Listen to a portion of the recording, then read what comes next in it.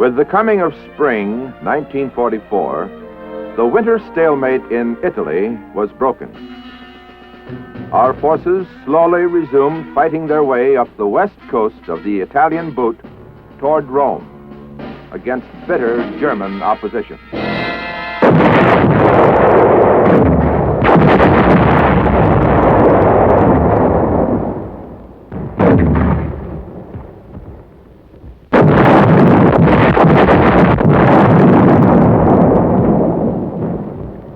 The British advanced up the east coast in the face of equally bitter opposition.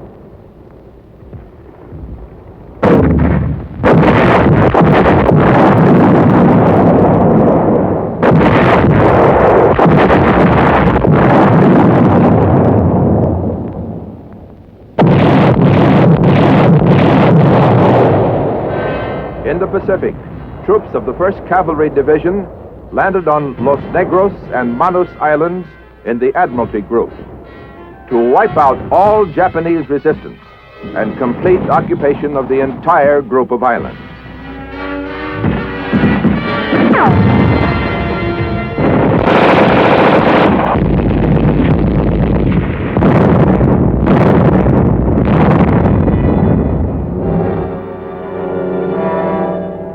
We landed large forces at Hollandia and Aitape on the north coast of New Guinea.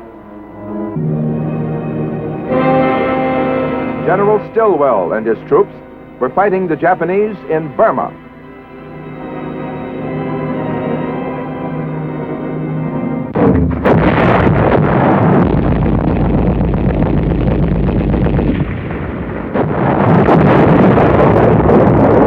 This was global warfare on a scale never known before.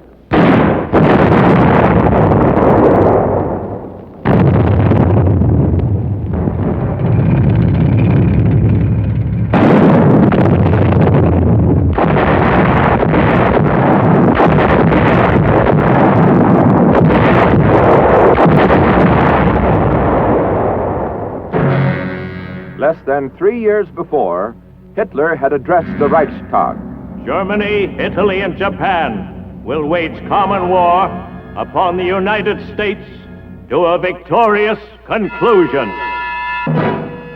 In Rome, his fascist partner had declared, Fascist Italy and National Socialist Germany, ever closely linked, participate from today on the side of heroic Japan against the United States. A Japanese militarist joined the derisive chorus. Americans have radios, automobiles, big beefsteaks. When a people has those things, they don't want to fight. Americans won't sleep in hammocks or lie in trenches. They are like a tiger whose stomach is full. They are sleepy. The American is no soldier.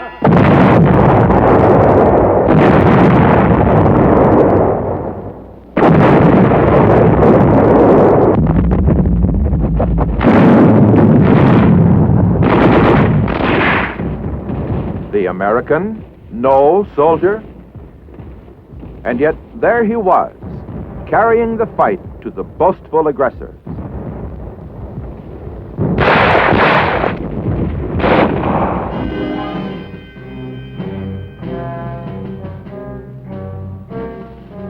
The self-acclaimed Superman was learning to his bitter surprise and sorrow the fighting qualities of the American soldier. It seems the aggressors had made a slight miscalculation.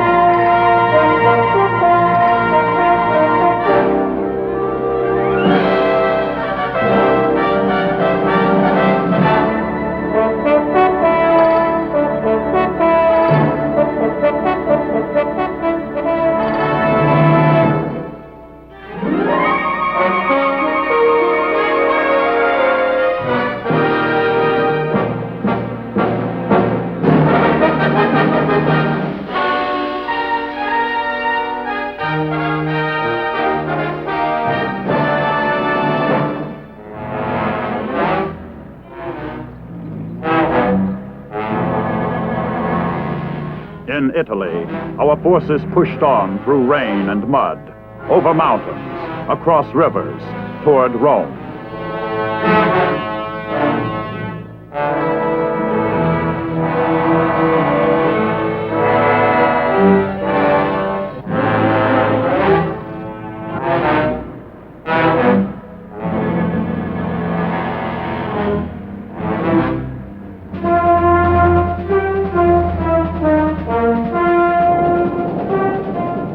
Our power drive up the Italian boot forced the enemy to divert 30 of his divisions from France and the Low Countries, weakening his defenses along the English Channel coast, where our invasion of France was soon to come.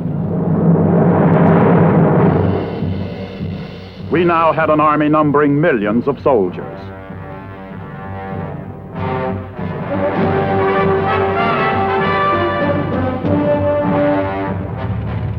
We now had 150,000 armored vehicles as compared to the 29 tanks the Army had in 1940. 400,000 artillery pieces were now engaged in the war effort compared to the 235 available in 1940.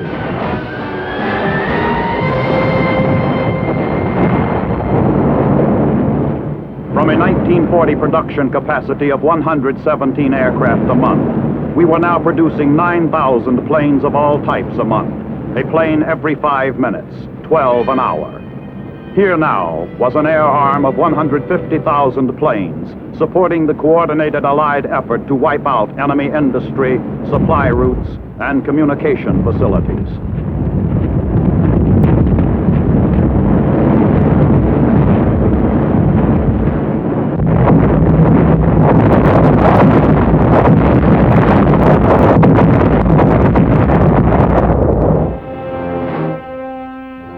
The American tiger, grown sleepy on a full stomach, or so the Japanese had thought, was now fully awake, lean, and fighting in the jungles.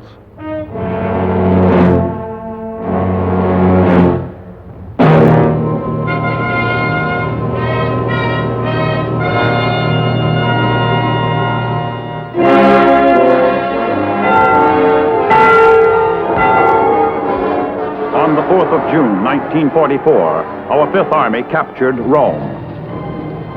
It was a military victory, yes, but its psychological effect carried the greater impact throughout the world, for it was the first Axis capital to fall into our hands, bringing consternation and foreboding to the enemy, and fresh heart and rejoicing to the free world and its fighting forces.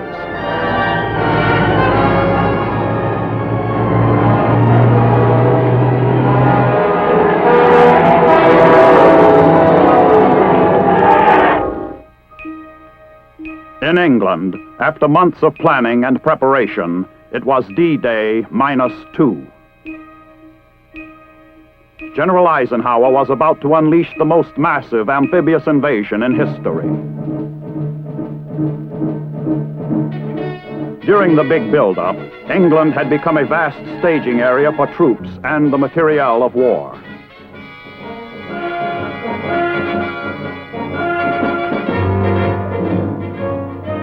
Thousands of vehicles and ready-to-be assembled combat-type aircraft. 20,000 railroad cars and 1,000 locomotives. 20 million square feet of covered storage and shop space. 44 million square feet of open storage space to hold the growing volume of supplies, wire, tires, bombs, shells, and other explosive devices. Awaiting invasion port embarkation were thousands of trucks and support vehicles, row upon row of tanks, and a wide range of artillery weapons. 170 miles of new railroad had been constructed to haul more than 2 million tons of supplies and combat hardware to the invasion ports. The United States Army had constructed 163 airfields in England for the Allied planes that were systematically bombing Germany day and night.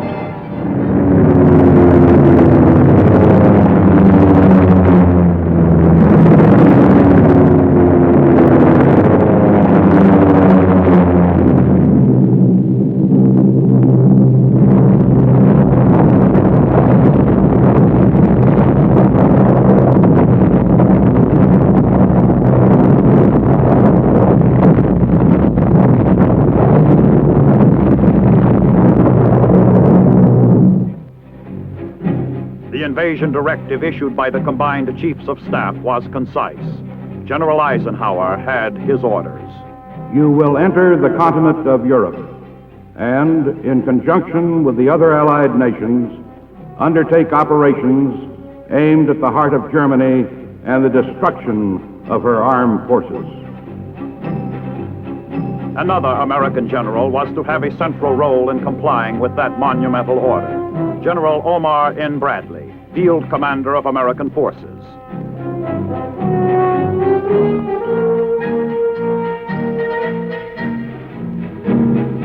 D-Day -1. Invasion forces began embarking in England. Destination, Normandy. Involved in this massive amphibious invasion were some 3 million soldiers, sailors, and airmen. 4,000 ships and boats. 20,000 vehicles of all types, and an endless list of combat support weapons.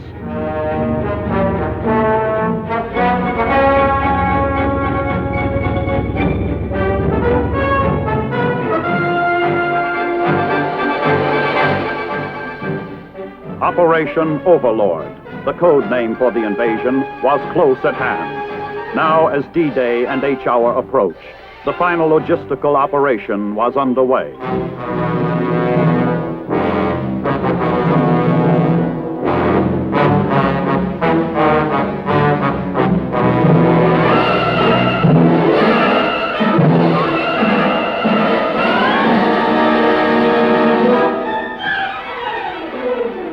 In the darkness before dawn on June 6, 1944, the great invasion began to unfold.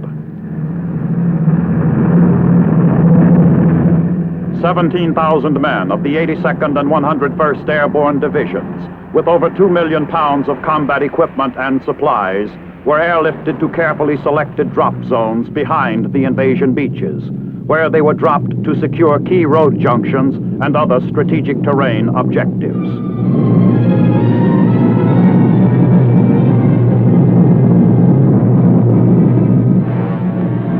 The invasion armada, the largest ever assembled, was now in position off the coast of France.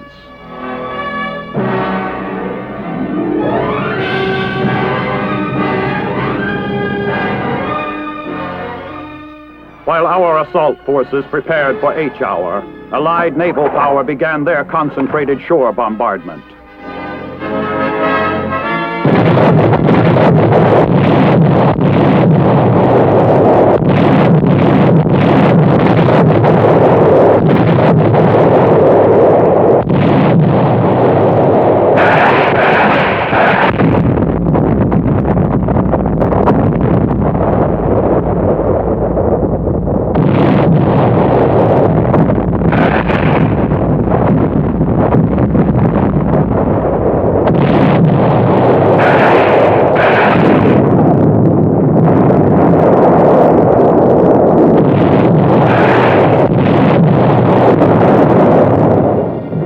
Amphibious warfare on a scale that staggered the imagination. Nothing like it had ever been seen.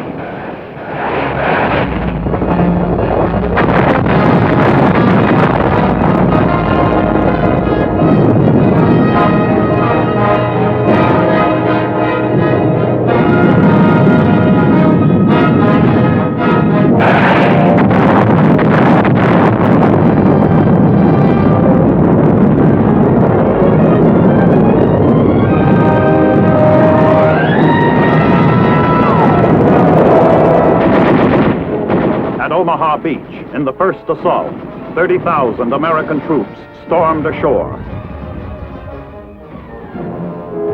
British and Canadian forces struck at 3 different beach sectors.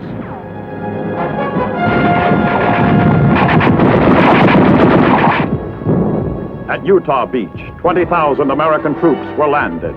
By the end of the first day, our invasion force ashore totaled 120,000 men. With every passing hour, with each passing day, reinforcements streamed ashore to enlarge the beachhead with tanks, trucks, ammunition, and supplies.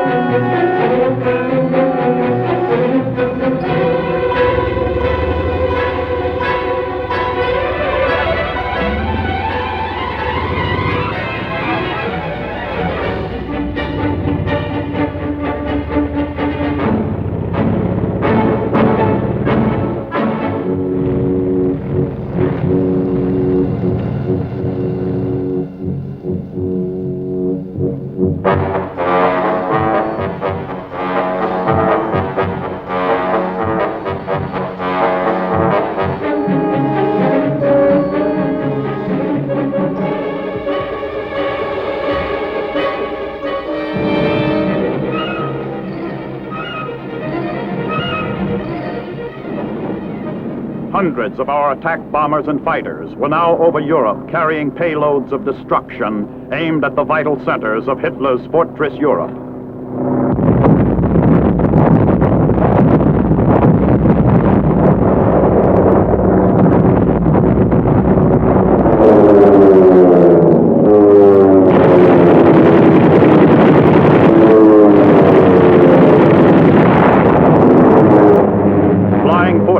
In heavy formations cascaded 3,500 tons of explosives, a ton every second, upon Nazi-held positions.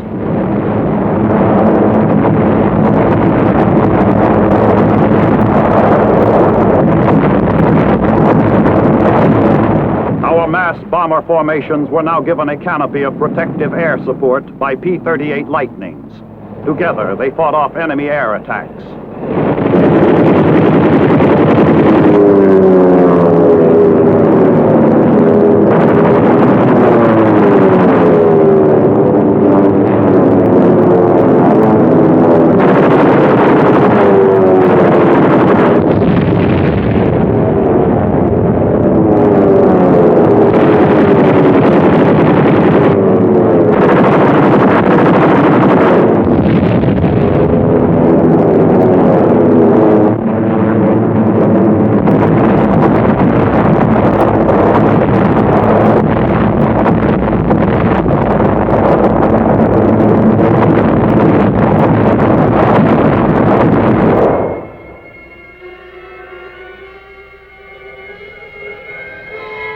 As the roar of engines and concussion of the bombs were still ringing in the ears of a dazed and battered enemy, our ground artillery opened up.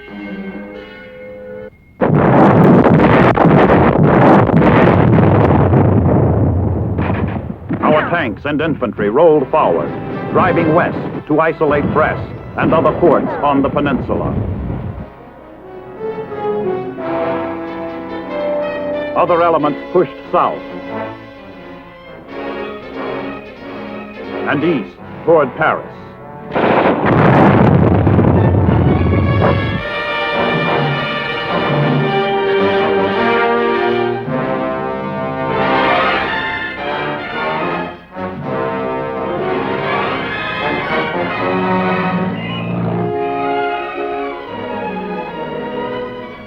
What was left of 10 German divisions was mopped up by the very men their Fuhrer had told them were not soldiers and would not fight.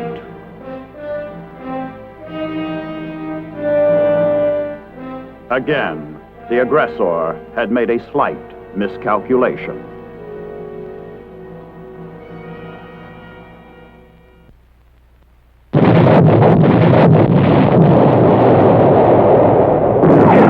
As the Germans were meeting disaster in northwestern France, the United States 7th Army, combat-hardened veterans of the fighting in Italy, hit the beaches in southern France on the morning of August 15th.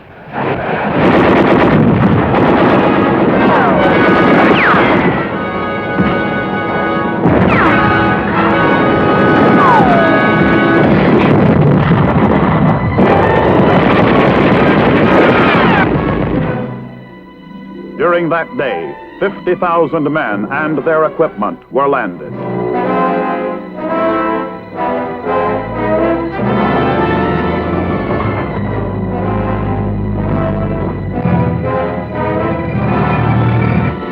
The American 6th Army Corps pushed north along the Rhone River Valley. And other troops moved eastward toward the Italian border. The drive into the heart of France was deeper now. Patton's Third Army angled toward points just east and south of Paris. The First Army flanking the Third.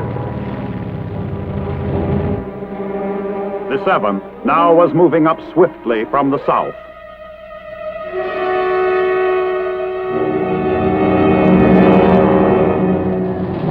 Days after the landings in southern France, Paris was liberated after 4 years of Nazi occupation.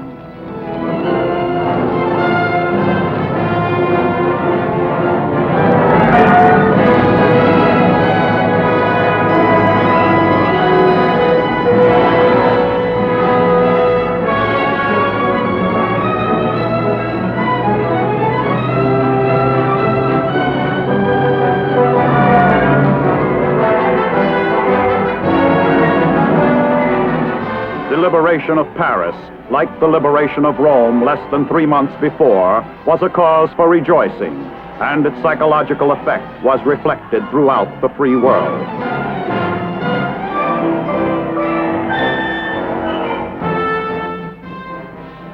Among our troops, who paraded so proudly down the Champs-Élysées, were some whose fathers had followed the same flag down that famous avenue a quarter of a century before, celebrating another victory, which they too had won in the best traditions of the American fighting man, and who had come there not for conquest, but to liberate.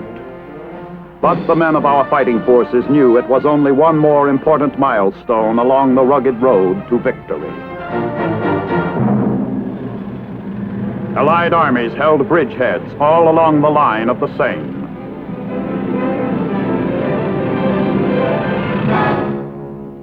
In the south of France, they captured Toulon and Marseille. The British and Canadians took Brussels and the great port of Antwerp.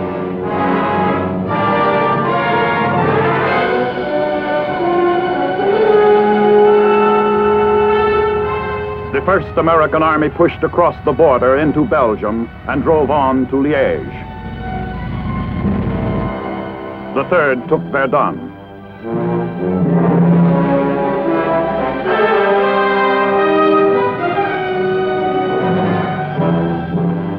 The Third, having crossed the Meuse River, reached the Moselle. Now the Allied front ran on a line all the way from the Swiss border to the North Sea.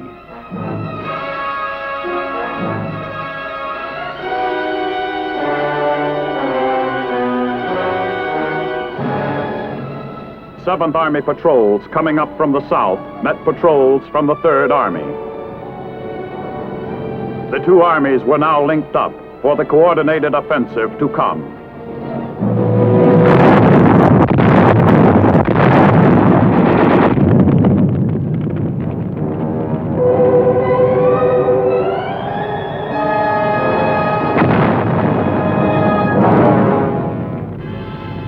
Retreat for Nazi forces caught on the wrong side of the line was cut off.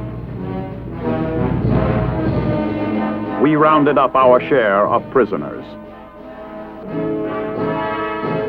The desperate plight of Hitler's armies became more apparent as the bewildered legions of a once mighty, destructive force found themselves defeated by an army they had been repeatedly told would never last on the soil of the Third Reich longer than 9 hours.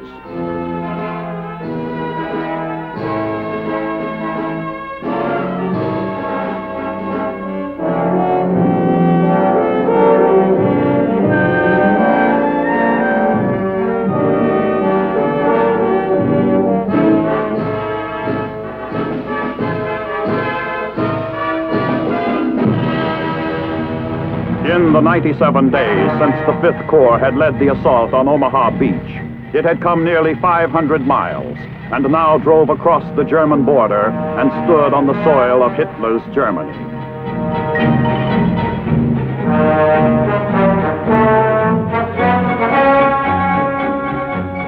Who was it that once said, "The American was no soldier"?